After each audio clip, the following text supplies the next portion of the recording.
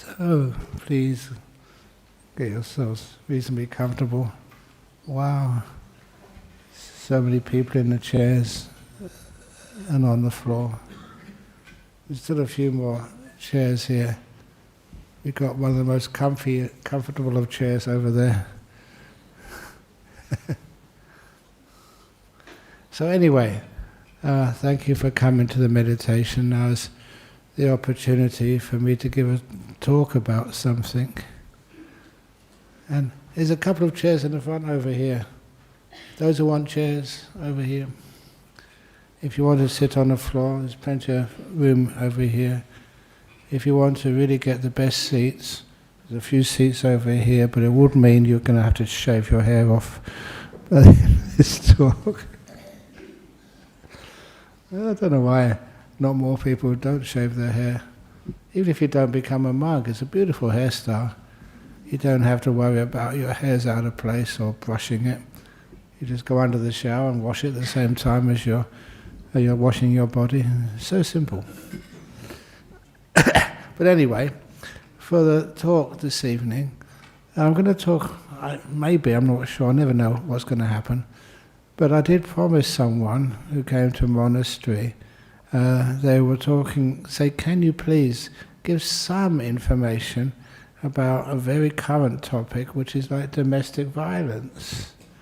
It's a nasty topic to talk about, but if you can lessen people's suffering and make people feel a bit more free, that's really, really helpful.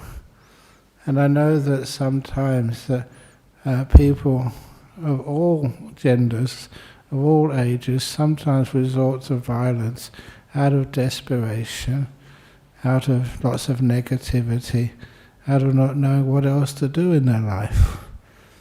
And it became a personal story for me, and I can see, from a distance of what happened. This is a family history. Because for many years I kept asking my father, my paternal father, of course, paternal father, my father, can I have maternal father? I asked my father about his father, and he would never talk about him. And that was kind of worrying. There must be something there that my father felt he needed to hide it from me. But eventually, after many years, I was about 14 or 15, it was just about a year or two before my father passed away, that I really pressed him on it. Dad, I need to know about, your father. He's where I came from. He was my grandfather. I knew he was born in Liverpool, but who was he? Why don't you talk about him? And that's when my father shocked me. He decided I was kind of old enough to allow this to be shared. And I was so grateful he shared this with me. He said that, shocked me first of all, and again, please excuse the language. He said, your father, and he said, my father, your grandfather, talking to me, was a bastard. And he said that with venom. And that's the first time my father had used such a coarse word in such a way. And I asked, why? What did he do? And that's when you can see my father's face screw up.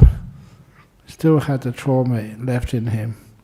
And he said that his father, the grandfather, was a plumber over in Liverpool.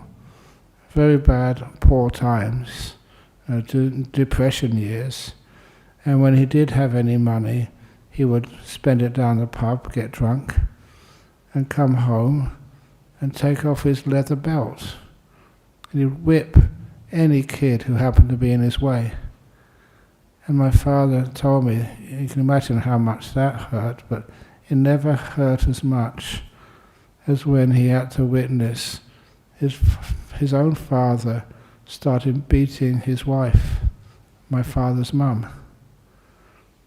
And you could see just the memory of that was just still hurt terribly.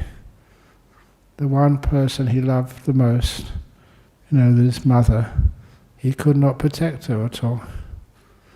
But the response he had to that kind of inspired me. It's one of the reasons I don't mind telling this story. Because he said, when he was on the end of a whipping for no reason at all, he said that he made a resolution, a promise to himself, if ever that he survived this and got married and have a kid himself, he would never ever hit them. And that's why so often, my brother and I, we would fight. I wasn't born a monk. I was a male. And you see that in monasteries, you see young kangaroos fighting. It's just what males do. We try not to hurt one another. But anyway, when my father would come into the room to try and quieten us down, he could never hit us. He just couldn't do it. And because I knew no other father, I thought this was normal. And I didn't realize just how abnormal that was. He actually turned the experience of domestic violence into an understanding of what it really felt like. And he would never ever do that to his own kids. He was such a soft dad. And I know that many monks at Bodhinyana Monastery, they keep saying that to me. I don't know if they criticize me for this, but they said, Ajahn Brahm, you're too soft. Sorry, I can't help it. I much would be a soft monk with kindness than anything else. So, having had their own experience of what domestic violence leads to, never actually receiving it, you can imagine just how much of a pain that is for people in this world.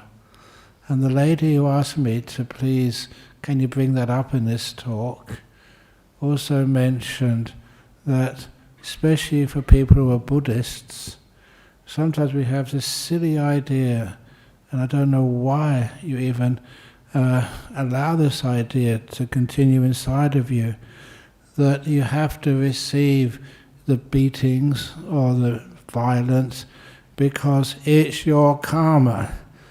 It's a karma has made you like this, and so you have to receive it. Don't do anything about it.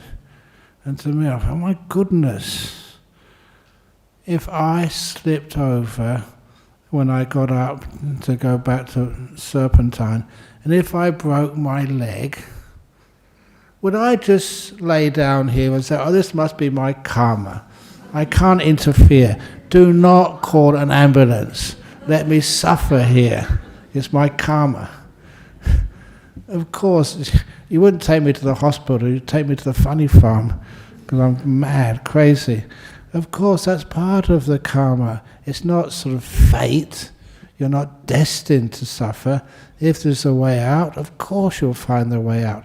I come here most Fridays, I don't think, oh no, just you can sort it out for yourself. Or if you're suffering, if you're suicidal, if you're depressed, if you're upset and angry, that's your karma. Just of course you never do that. You got something which is called compassion, knowing that you can interfere. That this is life is not just a set path where you have to always endure.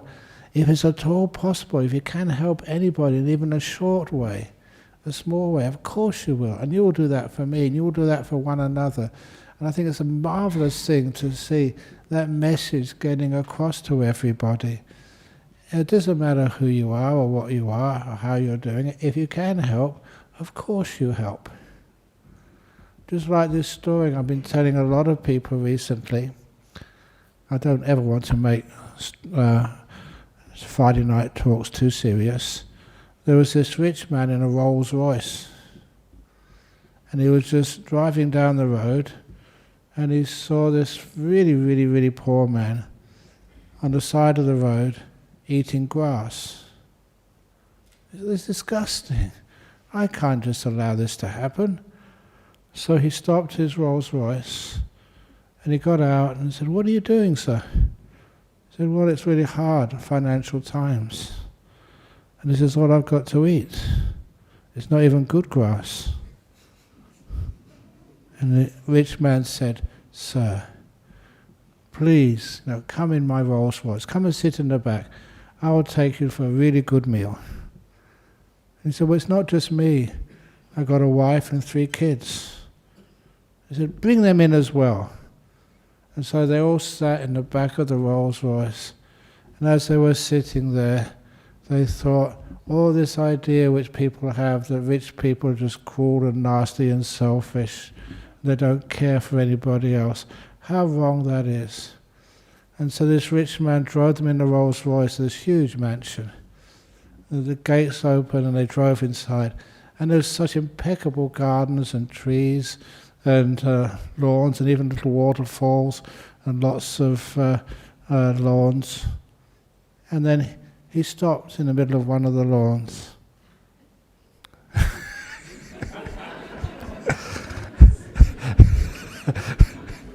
You've already guessed. He said, "Please get out. Eat as much as you want." Whoops. Why do you all laugh? Anyway, it's kind of a funny story. But anyhow, there are really kind people. When you do see real kindness, not that stupid kindness, it really uplifts you. It's one of the most beautiful things in the world, to see people do these kind acts. Has that ever happened to you? I remember it happened to me so many times.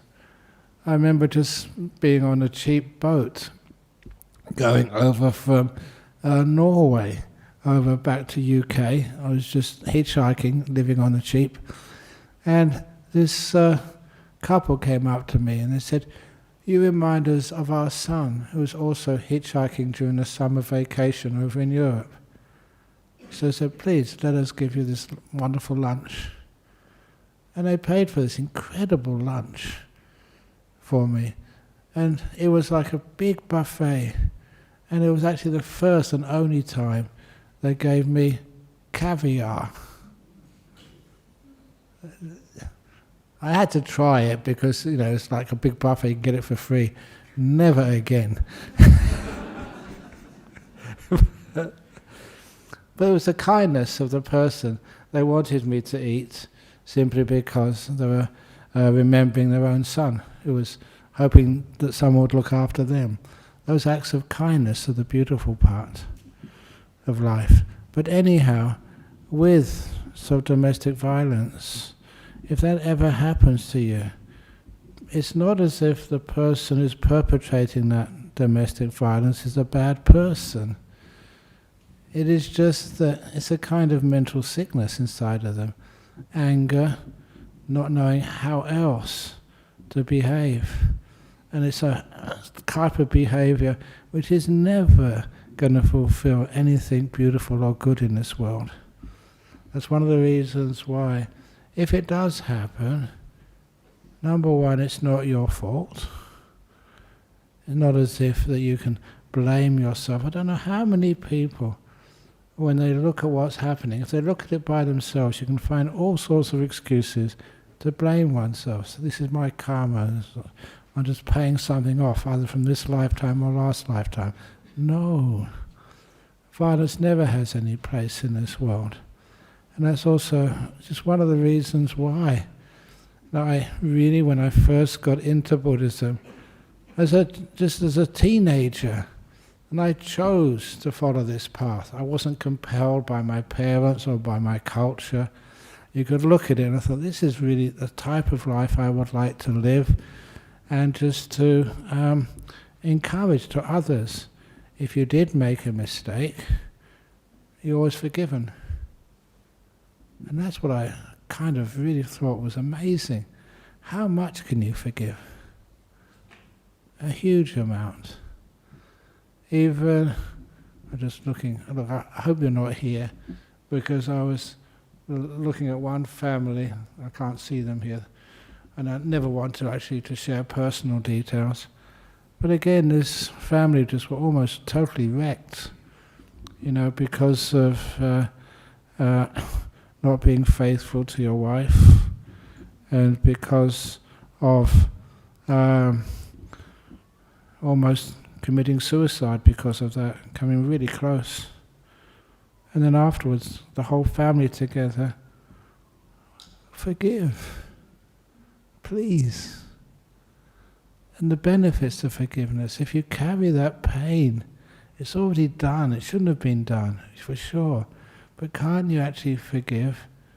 And out of that kindness, so try again. And every time that happens, people ask me, how many times should you forgive? You know the answer? Always one more time. I kind of like that answer, because, in other words, always one more time. Not forever, but always one more time. Keep in the present moment. Don't look too far into the future. And sometimes that type of forgiveness can touch a person's heart. Sometimes they think they don't deserve forgiveness, but you give it to them anyway. Really. It just shows the softness of your heart, the wisdom of your heart. And sometimes that can touch other people to understand its powerful value. And it means we can have some harmony afterwards. And that is why I just see the little kid in the back there. It's okay. Now I say this, they can be noisy, please let them be noisy. They're kids. But someone was just asking me, can I please come to their wedding next year? And of course I'll try anything to be able to get there. And one of the reasons I do that was this celebrity wedding which I performed so many years ago now, for this Malaysian celebrity superstar.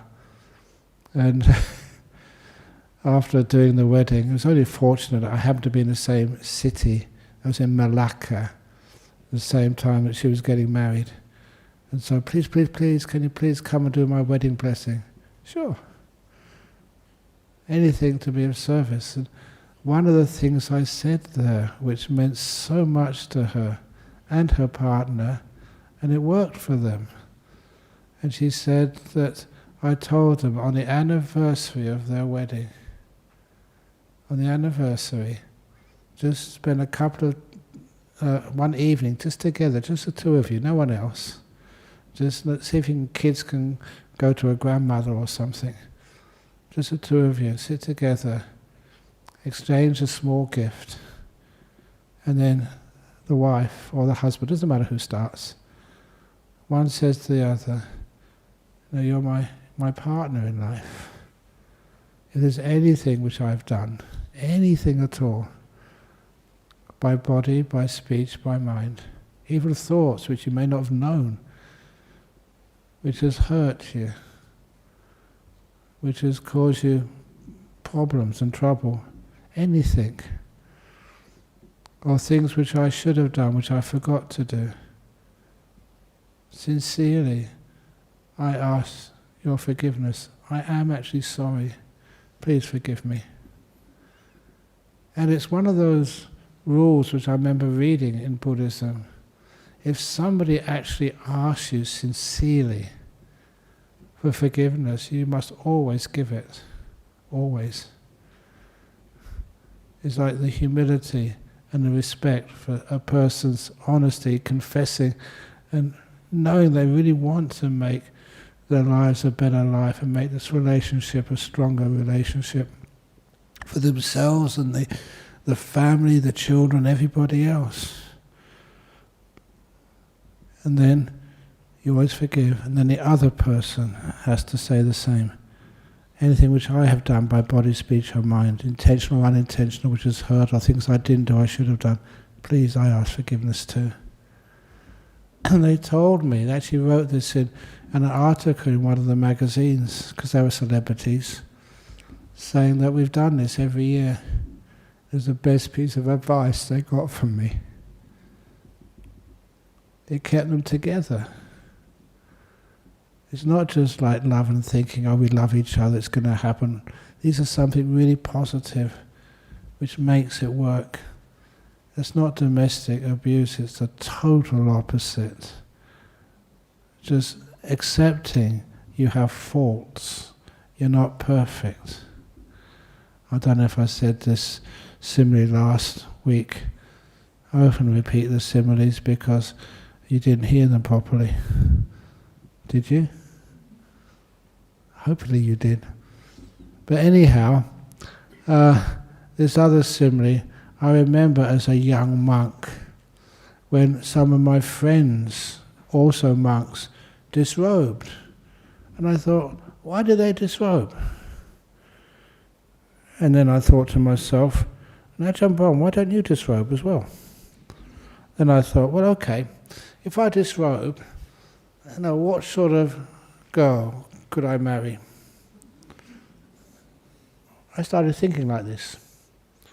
And then I said, and I was heterosexual, and I said, well, she has to be beautiful, yeah. She has to have lots of lust, yeah.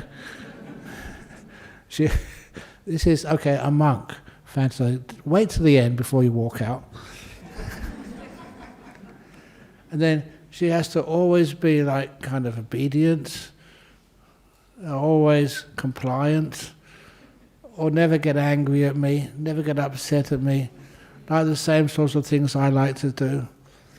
And then when I kept on going like this, I realized, well, that woman, the only woman who I would like, would have to be perfectly enlightened by herself. And if she's already enlightened, that won't be any fun for me. So I decided to stay as a monk.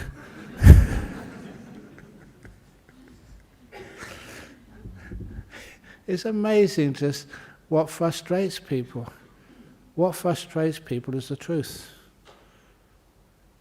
You can never find a perfect partner in this world. Is that true? I'm not looking. But they're good enough. And that's actually something about relationships, which even I know as a monk. All those monks in Bodhinyana monastery, all those nuns in Dhammaloka, are any of them perfect? They're all good enough. That's a wonderful thing about them. They're good enough. When they're good enough, you can have a very productive companionship with all these people. But if you try and only look for people who are perfect, that's when you get frustrated. That's when that frustration can so easily lead to violence, when you're tired and when you are not wise at all. It's one of the reasons why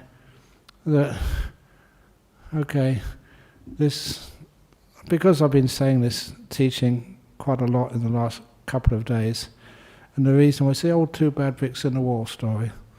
And the reason was I was just, after many years, I actually found out where those two bad bricks were. And recently, because we had these retreatants from Hong Kong and Indonesia were doing a retreat at Jhana Grove, and they asked, Ajahn Brahm, look, we've read that story so many times, we've heard you tell it many times, where are those two bad bricks? And so, I'd found them about a few months before. I actually told them, yeah, I know where they are, but look, I can't take you to them, because where they were was in the monks' toilets in Bodhinyana monastery. And that'd be the last. But they said, well, look, can't you just close them down for a couple of hours, so we can go in there with our cameras and take pictures of the two bad bricks? And I thought, that's a reasonable request. Why not? And so I was with Ajahn Brahm and just walking past the monks' toilets, we went in there and I looked for them. I still can't think how this could happen, but it did. When I went to look for them in the monks' toilets, I remember where they were. I just could not see them. And you can ask Ajahn Brahm about this. I was looking here, looking there. They should be here. This is where I remember they were. and I could not find them. It was kind of weird because, I'm not losing my mind. Actually, it's not my mind anyway, so I don't mind losing it. But nevertheless, and it should have been there, but it was gone. I think it's something that's teaching me that, they're only there when you're in a tired mood or an angry mood. When you're in a good mood, happy, peaceful, healthy, you cannot see those crooked bricks, literally. And that reminded me of, something of how these moods which we have, they do even affect your perception. Even what you see is not exactly what is there. Now, people sometimes complain about that. They call something like which you see with your eyes bare perception. There is no such thing as bare perception, except over in the Jhana Grove meditation hall, where you see many bears. But the idea of bare perception, just like seeing something, it's real. Is it? One of these little similes which I hadn't been telling for a number of years was when I was young. I don't do this these days. I don't think any of you do this either.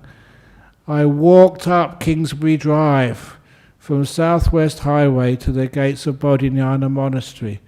In those days I was young, fit, really healthy, and moreover I had time.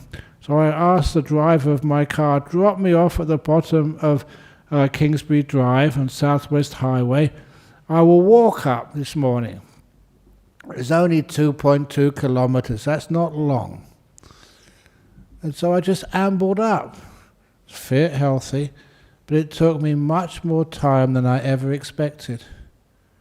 Because as I was walking, it was like I was seeing that hillside for the first time in my life. And that was weird. I couldn't recognize anything. And I was wondering, what's going on? Did they drop me off on the wrong hillside? I've been living up there by this time about 7 years, and I couldn't recognize the surroundings. I've been looking through the window of the car, whatever was driving me up, so many times, and I couldn't recognize the surroundings. Just the valley looked so much different. You could see so much more.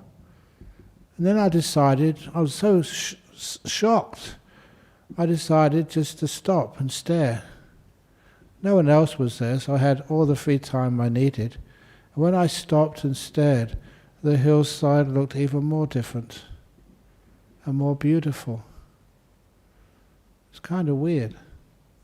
I saw more blades of grass and rocks with the lichen on those rocks, all the different trees and the different types of barks on those trees, so the undulating contours of the hillside, and even the little river in the valley just flowing quite sort of slowly and softly and peacefully, and all those little animals which were either in the grass or in the trees, the birds and so many other animals there.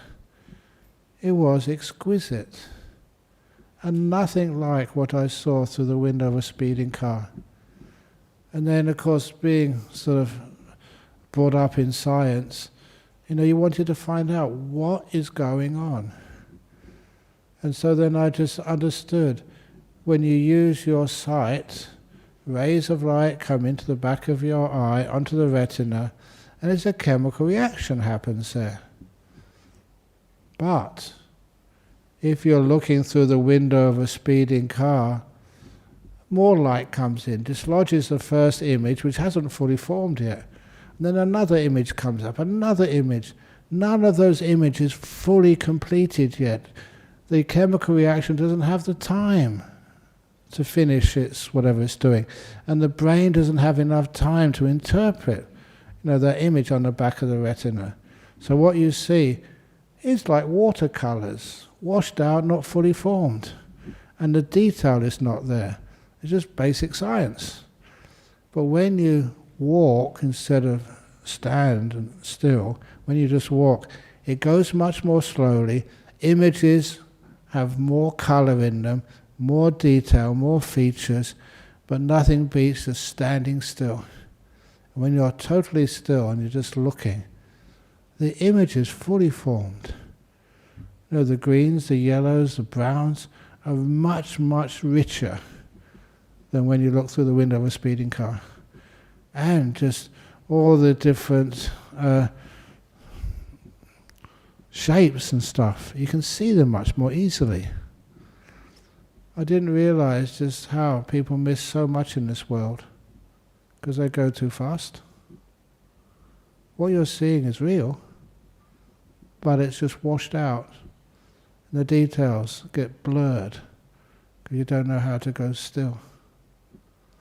That's one of the reasons, and a few people were doing this on the Hong Kong Indonesian retreat. I told them, go out onto those beautiful stupas at Jhana Grove. Lay back and just look, especially at the Milky Way. There's a few days during that retreat, it wasn't raining. The air was so clear. And you can sometimes even lay back on those stupas with your eyes fully open. And when you are still, you don't move, the images of the Milky Way just form in the back of your eyelid. And it's actually magnificent. More magnificent than you can see when you're just walking down a road at night time. There's so much beauty, so much detail, which can be seen when you become still. That's one of the reasons why, please, just do some simple meditation. Don't work so hard, walk so fast. If there's any problem in any sort of domestic situation, if you can find a quiet place just to cool down, to chill out for a few minutes, just like they do in sports matches when I was young. We used to go into and chill out for 5 minutes, cool down, and when you're there you don't think, you really relax and rest. You know, for so many years that we've been teaching meditation, and it's also, I remember just when I was a school teacher, this was 51 or 52 years ago, that I was asked, actually not asked, told, because it was my first year as a school teacher, that I had to take the morning assembly for 1 week. And so I took the opportunity, asked the permission from the principal. Well, I'm a Buddhist, I told you I was a Buddhist, I'm not going to read some hymn or something. Can I please teach meditation for the week? So this was in 1970, I think maybe 72. In 1972, I taught 650 children in a high school every morning for 5 days how to make their mind quiet. Some of the things I'm kind of proud about. I remember just afterwards, one of the other teachers, afterwards they said, Ajahn Brahm, everyone didn't say Ajahn Brahm, my name was Peter as a layperson, what would you have done if any one of those kids, one of those, the smaller classes were 11-year-olds, what would you have done if one of those 11-year-old kids hadn't cooperated and started laughing? Because you know how kids are. Once one starts, everybody starts. And the whole classroom the assembly room, 650 kids would start sort of laughing their heads off. You know what? I never thought that could happen. And because I never even thought of that, it didn't happen. Believe it or not, that's how I interpreted it. I had so much confidence. It's a beautiful thing to do. And I remember all those 650 kids, from UK, the first form up to the sixth form, they were just all looking at me. And then when I said, cross your legs, they crossed their legs, straighten your backs. And it was like what these days are called Mexican waves. All of the kids in the room, they're all straightened up. And I thought, okay, tuck your chin in, close your eyes. They all close their eyes. And I just taught them, led them in a guided meditation on the breath, just for 5 minutes. And every one of them cooperated, which was, these days, how on earth did I have the guts to do that? But afterwards, the next thing which happened, when I said, okay, now you can open your eyes, the meditation's over, I got a standing ovation, which was kind of weird. They loved it. It was new, but it was working. And then since that time, I remember just one of the people used to go to our Armadale group. She was a Year 6 teacher in Roleystone. I think I can mention these names now, because I won't get her into trouble. She retired quite a long time ago. She started teaching Year 6 to young kids, teaching meditation to Year 6s, and she said how amazing it was. And she started teaching it like 5 minutes, calling it quiet time, so people of other religions would never object.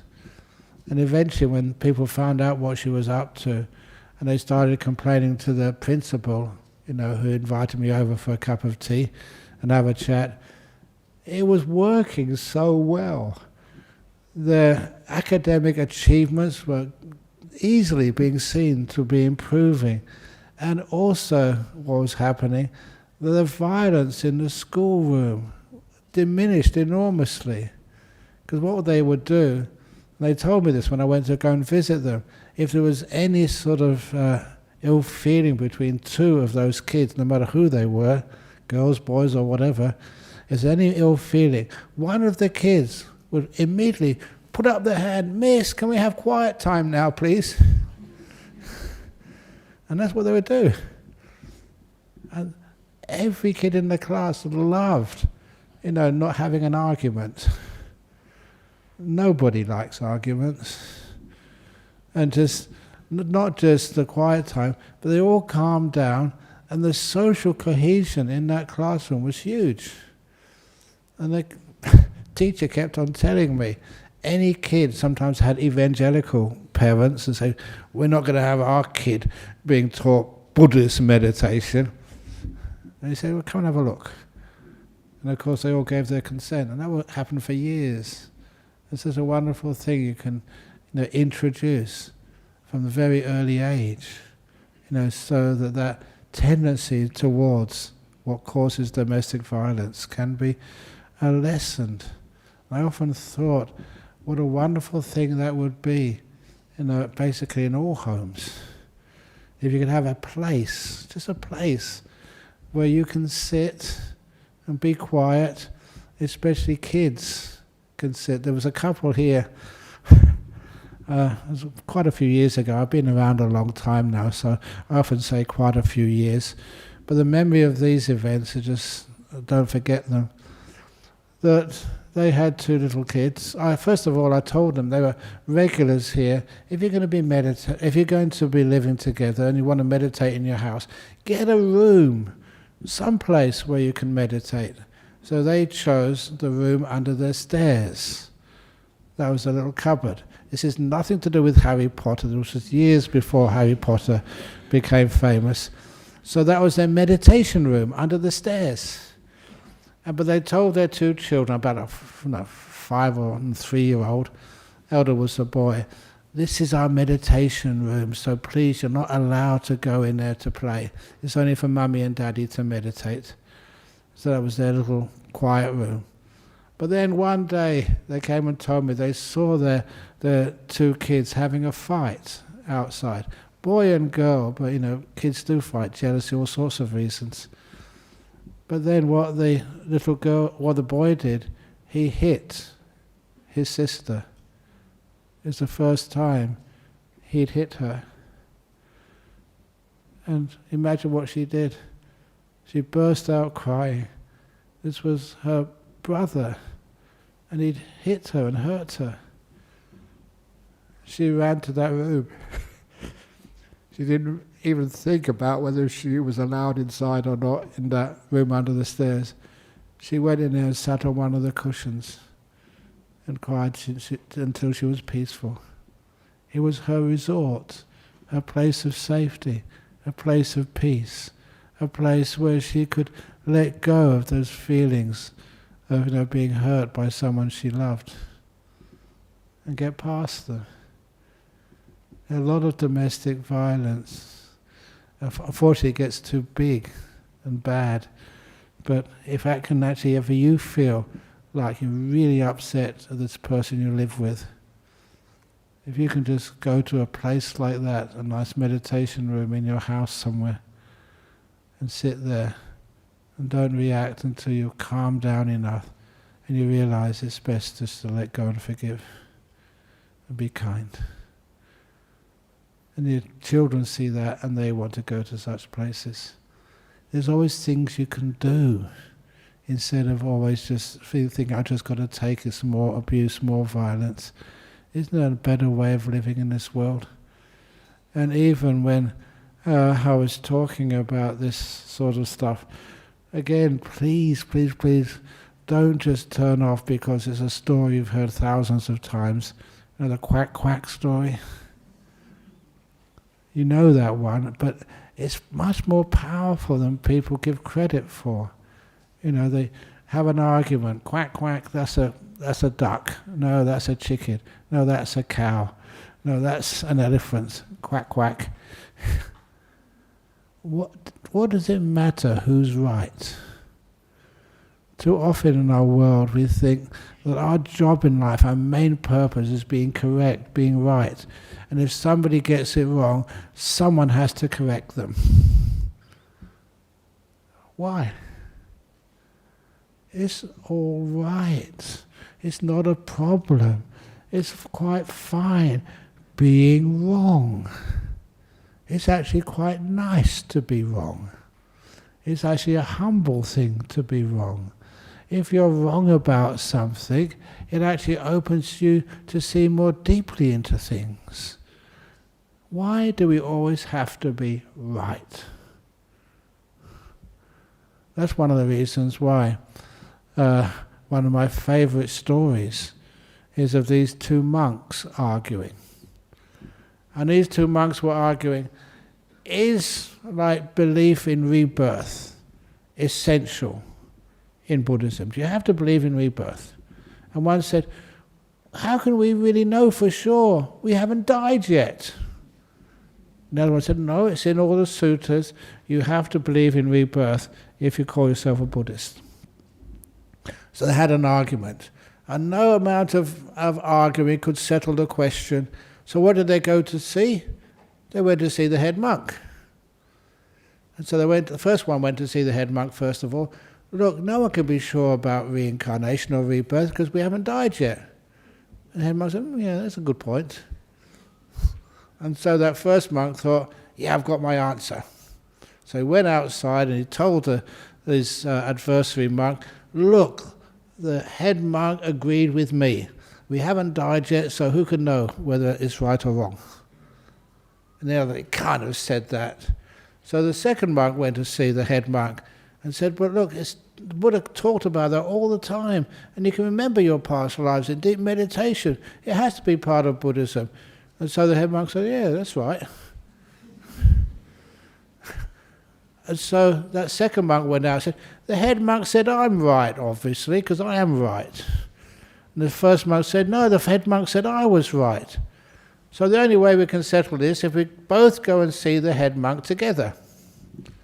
So they both went to see the head monk, and they repeated, their arguments, both. And then one of the monks said, we can't both be right. And that's when the head monk said, yes, that's right.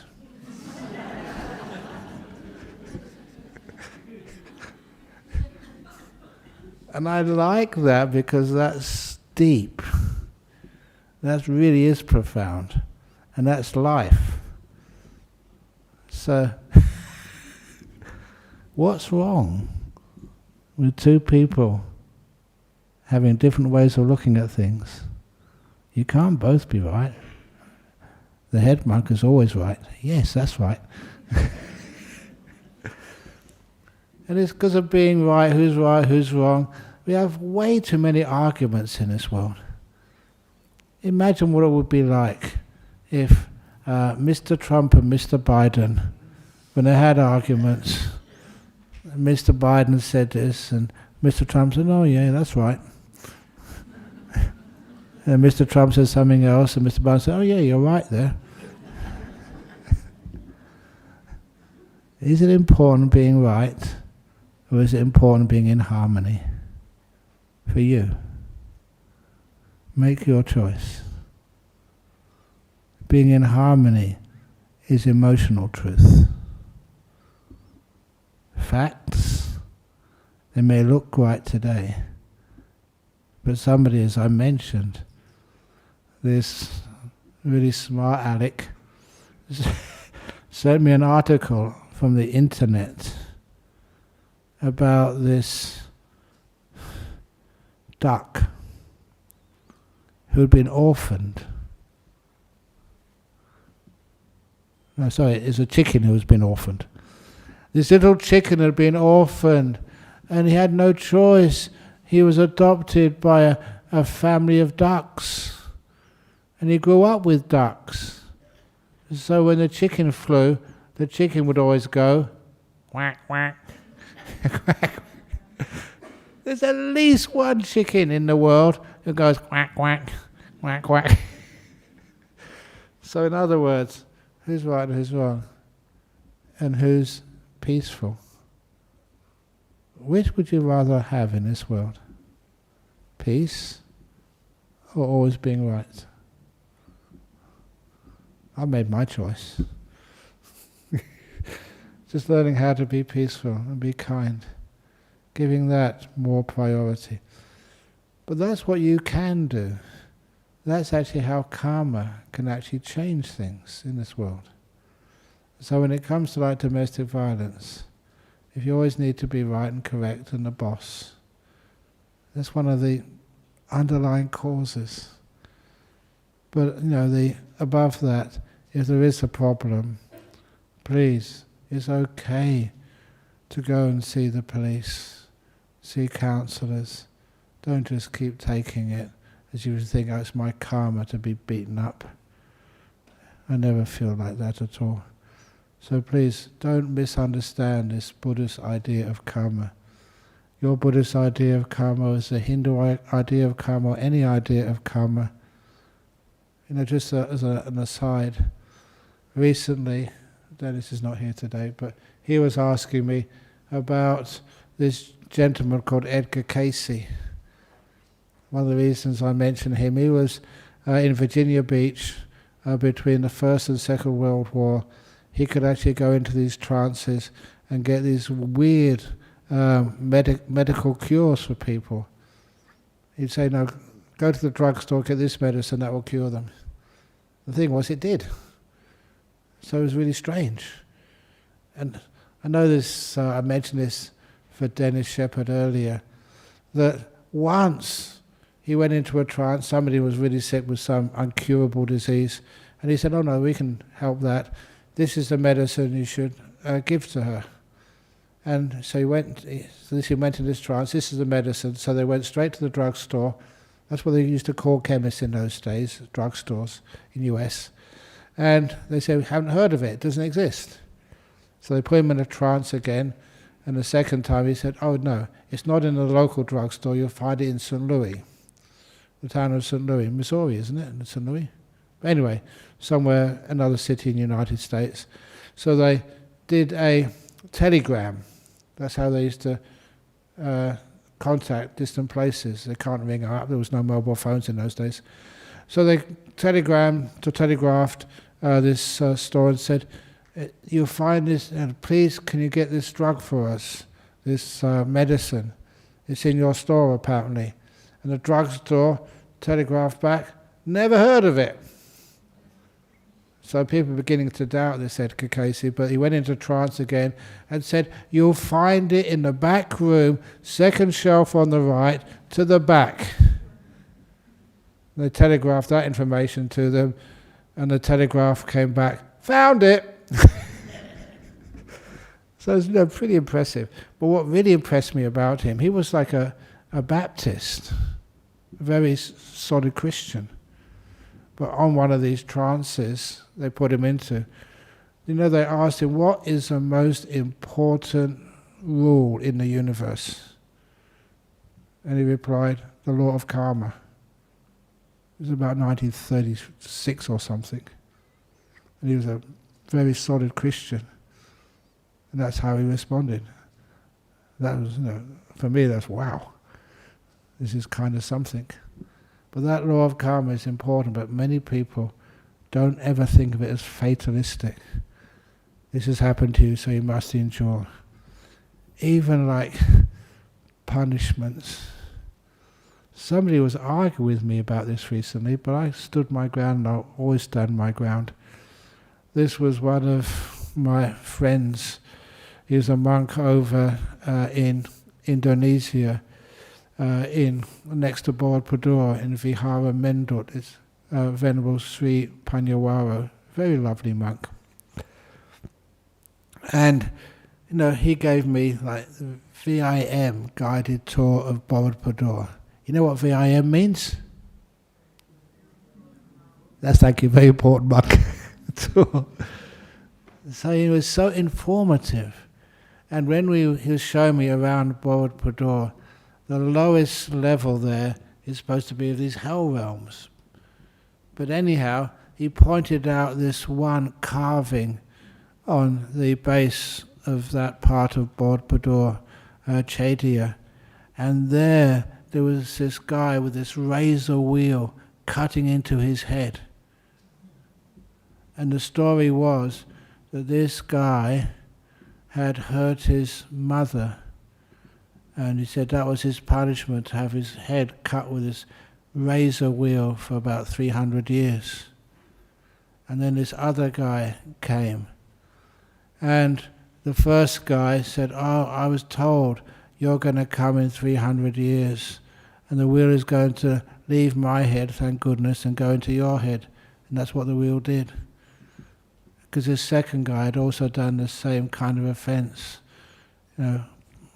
mistreated violently his mum, and that's what he was enduring. And straight away he thought, it's a terrible thing I've done to my mother, and it's a terrible thing I have to endure. I'm going to take the next, not 300 years, but 1200 years, so no one else has to endure this. Out of compassion for anyone who's going to come after him. And just because that thought of compassion, a real thought of compassion, he just could not stay there. The wheel just exploded and he got reborn in the heaven realm. I understand how that works. These little places of suffering are called mind-made realms. Just that little bit of forgiveness, that little bit of kindness. And that realm, that mind-made realm, cannot persist. It disappears. The power of forgiveness is that strong. If you can forgive yourself, forgive your enemies, it's amazing. Way more powerful than you can ever expect. Especially for oneself. That's why I learned that Buddhism doesn't have guilt or punishment.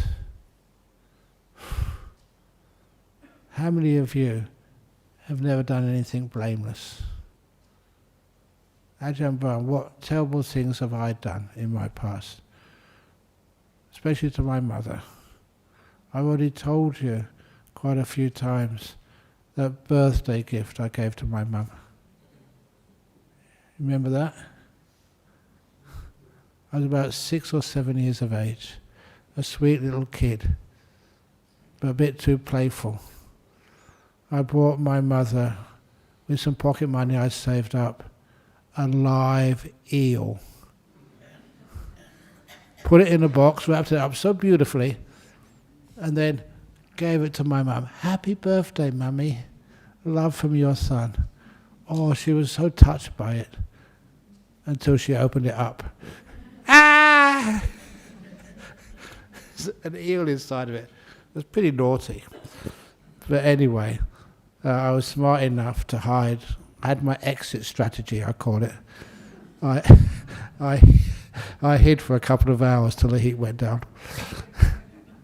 So sometimes you do naughty things, but you're not a naughty person. You're just finding out about life. What's funny for you is sometimes very hurtful for others. But you can always forgive. Always forgive and move forward. Never argue with people or shout at people or hurt people. That's something I just can't do. Even when sometimes, we were just, where was this? It was in Indonesia. This husband and wife, they're both Buddhists on my retreat in Jakarta. And they said they were having this argument. There was a mouse, more like a rat, outside their house. And she was saying, well, it's outside the house, you can leave it there, it's not doing any harm, it's kind of sweet little rat. Have you ever actually seen a rat? They're really nice, they're cute. Well, I think so. And he even stroked it. It's beautiful. It's got its own little family somewhere. And the husband said, no, we've got to exterminate it because it might go into the house. And I said, no, be kind. And I eventually won the argument because, I was Ajahn Brahm. Abbott's always right. But then I said, look, your wife is feeding the rat. But it might go into the house through one of the holes. Feed it some more. Eventually that rat will get so fat it will never be able to fit in any hole to get into your house. It will stay outside for the rest of its life. He will be happy, you will be happy, and I will be happy. That's logic to me, but it's also kindness as well. So apparently that's what they did, at least when I was staying over there. I'm not sure what they do these days. But nevertheless, isn't it life much more beautiful when you're kind? You find other options rather than killing things, being violent to things, being violent to husbands, to wives, to kids, to parents. Can you really do that? I don't know how you can do it. If it does happen, it gets dangerous, please call police. Please get support. Apparently, I don't know if the lady's here today, but she said there are organisations, and I've got their names, and that if you are in trouble like that, don't just think you can handle it and take it. People need help, and it's your job to give them that help by just going to the right authorities and taking some time out for yourself. So I didn't want to just talk about domestic violence, but it does happen. And of course I care for you, and this is something I can do. Thank you for listening. Sadhu, sadhu. Okay, any questions? If there's something I did which offended you, please don't beat me up. Okay, yes? I don't know how to practice this. If a person is not affected, because forgiveness always needs to be done. Oh, yeah. That's how I feel. You need to forgive when you are hurt, right, by another person. What if other people's action towards you do not affect you? Because you have an understanding, right? A blanket understanding of people have a hard life, whatever they say. So you don't take that into account and you don't let them affect you. Then is forgiveness still warranted? Do you still, like if you're not hurt, you're not thinking of it, you're just letting it go, then do you still need to think about it and say, oh, I forgive you? What is there to forgive? It may not be anything which you have to forgive, but they need to hear your forgiveness. What if it was a stranger? Even a stranger? Yeah, they just pass you, they say something nasty, it doesn't affect you, you've let it, do you still need to go, oh yeah, I'm pausing, I forgive you? Do you need to do that? Nothing is needed, but it's always beneficial. when you forgive anybody, whether they deserve it or not, whether they've hurt you or not, it's a beautiful act of giving some of your heart to somebody else. I take every opportunity to ask forgiveness. Do you understand that? If not, I ask your forgiveness.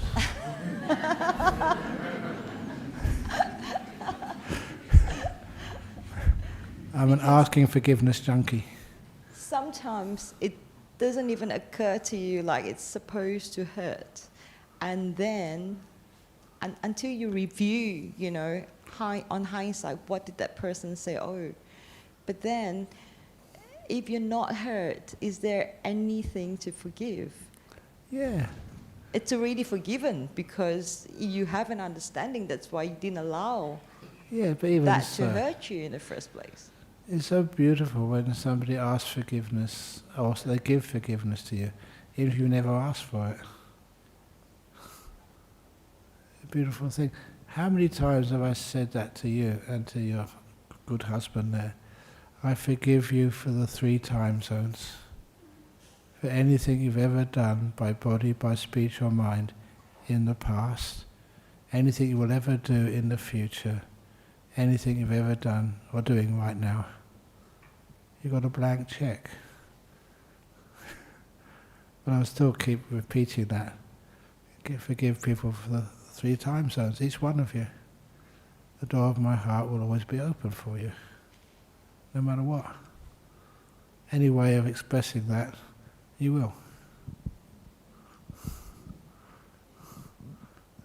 That's how I feel. But if I'm wrong, please forgive me. Okay. Oh, we've got some questions on the internet, first of all. Do the internet questions first. I'm a bit late today. And please don't keep me for too long because I have to go back to Serpentine tonight. Sorry, my friend. Just one very quick question. Okay, There's a wonderful song called Desiderata. It says, go placidly amid the noise and haste. I read a book one time, and in it I said, I only allow good people into my life, and anyone that doesn't fit into that description I walk away from. Is there anything wrong with that? That's all you can do, that's fine. But it's much better to open yourself up, to bring people to that opportunity to see the world in that way. So in other words, every now and again, we haven't had it happen for a while, you get some people coming in here and they've been sent here to convert me. We welcome them in. In other words, we don't try and exclude people. How many times, sometimes people try and test me, see what they can do to see if they can get a bad reaction from me. Just one occasion, we had this gentleman, this was in the days of Magnolia Street, and he was a pest exterminator. He knocked on the door of the house, he didn't know it was a Buddhist temple, and said, do you need any pests exterminated? And it was actually Ajahn Brahm who answered the door and started talking to him and explaining what Buddhist philosophy was. And he was really interested. And he started coming every Friday night in our Magnolia Street temple. He became a regular. So then one day, according to his wife, he was on the roof trying to fix a gutter. He fell off the roof, hit his head. And this was many years ago, almost 40 years ago now. And after he hit his head, he started dressing up like Elvis Presley. He had a mental condition. I remember him sort of coming to Magnolia Street one afternoon dressed as Elvis Presley. Because he still couldn't walk properly, he had a little stick, not as big stick, like a walking stick. And he wanted to speak to me, so I just sat on the bench there, and he started trying to hit me many times. He never would. It's something which you could guess from this this is something, I told this to a few people earlier, one thing which I learned from the Psychic Research Society in Cambridge, ghosts, there may be things flying around the room, but they would never hit you. They would never harm you. And so this wasn't a ghost, this was a person who was, because of his injury, wasn't acting normally. But he would never ever hit me. Come very close a few times, but he's a good enough shot, he'd always miss. And because of that, I welcomed him. And that's why I knew that that kind of kindness, they can never harm you. But the sad story about that is that a few months later, that there was a very bad flu season. And those were the days, please excuse me, I was given flu jabs. And then I would always get the flu. I know I shouldn't have said that, but that was true. So I was down with the flu, and a phone call came from his wife, and he needs your help. And when you were really down with the flu, you couldn't do anything. So I said, I can't. And he committed suicide that afternoon. I tried my best, but that's all you could do. So you'd always try and get people in, as best you possibly can. It's as best you possibly can. I'm not sure if that answers your question, but I'll go to a few of the questions on the internet here. Question: my mom beat my brother for many years. I think I still can accept it to a certain degree. I feel like I will feel better if I'm the one who is beaten. It is difficult for me to understand why a mother do such a thing to her son. How to see this with wisdom? Now, there's sometimes things you see you can't understand. There's no way of finding out the psychology, even like past karma, why people do such things. But nevertheless, you do have a choice. Obviously you want to protect your brother. If he's no longer in danger, fine. Then you can forgive. I don't know why you did that, Mum. Well, the reason is maybe you don't even know. But when we have like forgiveness, and she's not afraid of facing that terrible behavior, understanding why she did it, there may be an opportunity she finds out and heals herself and never does that again. I'm talking about in the next life. But obviously these days, if your mum beat your brother really hard, then it would be better to let educational people, child psychologists, try and find out why. And so take that kid and protect him.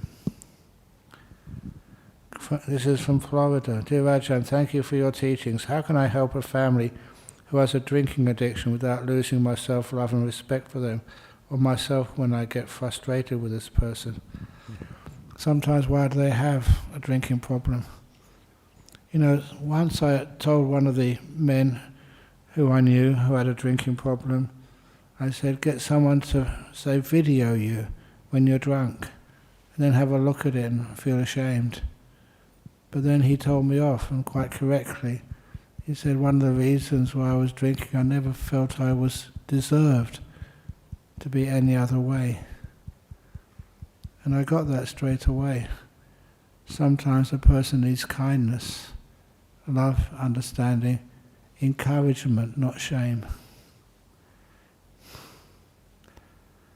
From Bolivia, when asked, how are you? I'd like to say, suffering arising, suffering ceasing, because I think it improved my speech, but it'll sound pretty weird. Do you encourage me to say it? If it's to me, yes. And you'll get a good laugh out of me. Like many years ago, we did a funeral ceremony here for a lady, and we hadn't got the reasons from the coroner why she passed away.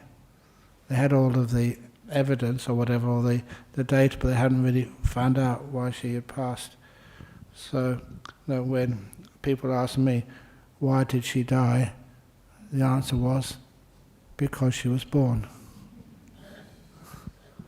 And I could do that here because I understand it was not disrespectful at all. It was something much deeper than that. That's the main reason why people die. For one reason or another, but the main reason is because you're born. Question for Melbourne. I cannot form a habit of meditating regularly at home. I know I need it, and on retreat I have some really deep meditation experience, but I can't motivate myself at home. Number one, get a nice place at home. You put aside, just for meditation, nothing else. You only need a little cupboard. If not a cupboard, a corner of your room. Set it up, that's your little cave, that's your little dome, little place where you just meditate, and don't use it for anything else. So when you're needing it, it draws you. You know, I've got my cave, and that's just, it's always there for me. It's right there for me now. Kind of, it's calling me, Ajahn Brahm, please come. And it's so comfortable that, you know, you can go back there and it's easy. Once you've got a place, it's much easier to get the habit. And the other thing, of course, once you really start enjoying it, and honestly, that's what I do. Sometimes, it doesn't matter, you may be tired, you really sort of been working too hard, but nevertheless you go back into your cave, you sit down, you get peaceful really quickly. You enjoy it. Of course, I've been meditating for such a long time. I enjoy meditating, even though I shouldn't be able to. I'm tired, exhausted. I don't really get sick, but you know, sometimes I think, I should be going to bed now, but no. It's just too beautiful. It's one of the most... I mean, how many of you, if there was some, I don't know, big event or like a football match or a cricket match or I don't know what you like, if there was like a big cricket match, Sri Lanka versus Australia or something, I don't know, in the middle of the night, starting at 1 a.m., how many people would get up for that and sit watching it all night because they enjoy it? For me, my sport is meditation. So it grabs me and I enjoy it. Even if it's not the best meditation, it's still pretty enjoyable. So when you can get to that stage, you're enjoying the meditation, of course you'll do it regularly. How many times do you eat at home? Do you eat regularly? Why? You enjoy it. But if those monks said, Ajahn Brahm, you're putting on too much weight, we're going to put you on a diet, then I wouldn't mind missing food. Anyway, thank you for listening. Is there any other question before we finish off for the night? Oh, go on, Eddie. We miss you. Go on. Oh, the phone, yeah. Yeah. Ajahn Brahm, in domestic violence, don't you think the aggressor can't control his ego? Oh yeah. He let his ego control him, this thing, and he acted impulsively, and that's where the damage comes. In Buddhism, we are asked, to like whenever something happens, okay, to watch to understand, something happens, the phenomena, this thing, okay, to watch our feeling, this thing, okay, yeah, and not let the ego take over, okay, calm ourselves down, this thing, and work from there on, I think. Yeah, that's on theory. But sometimes the theory and the practice, sometimes people, they say they lose it, they lose their sense of control. So how can we eventually train ourselves to get to that point we don't react? But before that time, we do need sometimes to go to professional services for assistance, so the aggressor can somehow be restrained, so you and the kids don't get hurt.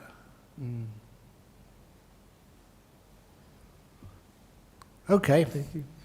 So thank you all for listening, And thank you all for being here on Friday nights to listen to me and the other monks here.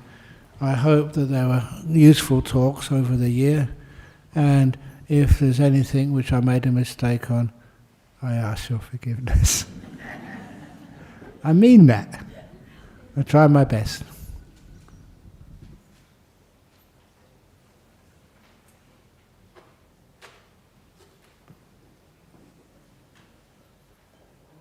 Arahang Sama Sambuddho Bhagava Buddhang Bhagavantang Abhivademi Suakato Bhagavata Dhammo Dhammang Namasami Supatipano Bhagavato Sawaka Sangho Sanghang Namami